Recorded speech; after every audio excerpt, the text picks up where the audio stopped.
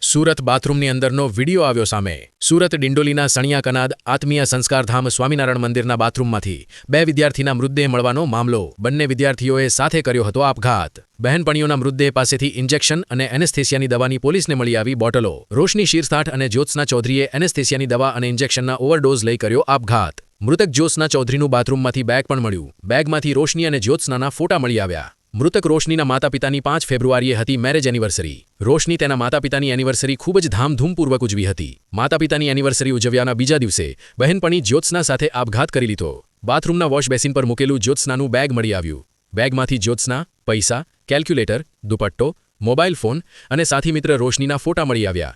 જ્યારે રોશનીના બેગમાંથી calculator, mobile phone, book તેમજ હોળીના રંગ મળી આવ્યા। બંને બહેનપણીના સામૂહિક આપઘાત પાછળ હજુ ચોક્કસ કારણ જાણવા મળ્યું નથી। બંનેના આપઘાત પાછળ ઘેરાતું રહસ્ય, આ અંગે પોલીસે તપાસ શરૂ કરી છે।